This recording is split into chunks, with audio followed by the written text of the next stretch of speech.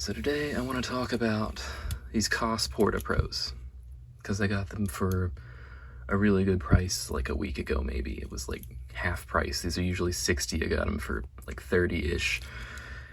And they're really, really unusual, interesting things. Like this freaking headband. Like, you get it set how you want it, and you're like, very nice, and then well, these were meant to be extremely portable in the 80s. They didn't really have much in the way of earbuds back then, I guess. This was the best you could do.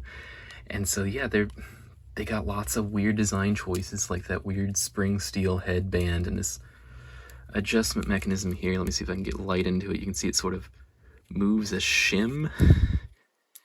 So, like, apparently that's important.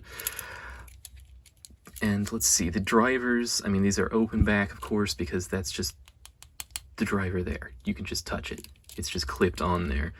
There's actually apparently a pretty sizable modding community for these, because Koss makes a couple of units with this style of driver. And they're supposed to be relatively interchangeable, some of them. There's online resources that talk about that sort of thing. I don't know off the top of my head. I need to talk about the tuning, because it's just, these sound so, I swear it's like a meme in the engineering community where they come up with like this incredibly light, delicate, fussy system of headphone, right? Yeah. And then just like, it has all the bass. It can do this. And I swear, like I told my significant other, it's got enough bass to destroy a jet engine. It's just so bassy. There's very little treble clarity, but like the bass is so nice. And it's very... I'm thinking of the term photogenic. What would be the audio term? Musicality. It's very musical the way these are tuned. It's very strange. Because, like, I really, really like treble. That is, like, the main thing I want from headphones is a good treble emphasis and nice and clear and stuff like that. I still like these, even though they don't have that. Because there's just something really nice about how they managed to pull this off. I don't know. It's really fun to listen to. Bass that shakes in your head for this, yeah. Koss themselves are really weird, because they are one of the older manufacturers of headphones. Like, they claim to be the ones that started making headphones for listening to music. They claim that before it was more of a telecommunications kind of thing. They did it to, like, show off a record player or something like that, and people got excited about it. So they're, like, this really old manufacturer that's been in this for, like, a long time, and they're going, like, really cheap, which is interesting. I don't... Like, okay, this is like 60 bucks. This is actually relatively expensive for this style of driver from Koss. They make like a one that just clips onto your ear that's like, I think 20 or 30. They make the KPH30i, which I almost got because it comes in 90s computer beige. They make that, it's like 30 bucks as well. Like, they do really cheap stuff at the low end. But then, like, if you look at their flagships, they make a electrostatic set, which it comes with like the headset and an energizer, and it's like $1,000, which is not inconsiderable.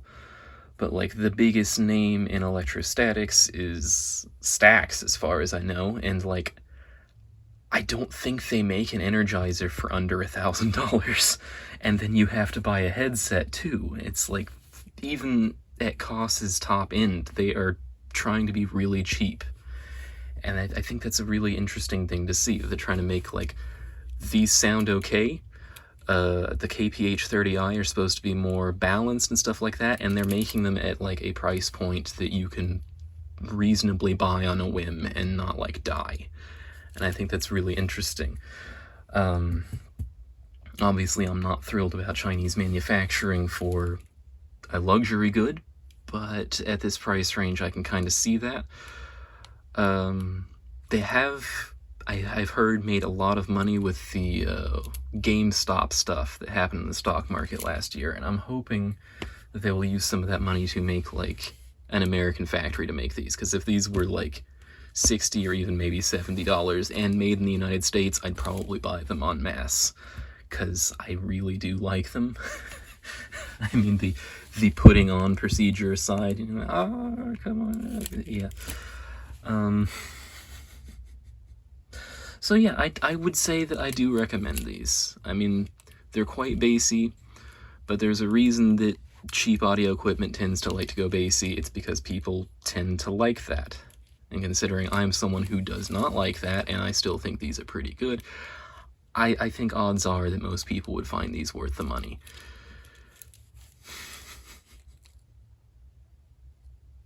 Yeah. Oh, before I go, this weird individual screw on this side that is not present on the other side, that is allegedly to attach a microphone to, because Koss were known for their television broadcast headsets back in the day, and they wanted to kind of emphasize that relationship in this. I don't think anyone would be unreasonable enough to use this as a headset for like a sporting event or something like that, but I mean, I guess you can. It's America. You can do what you want.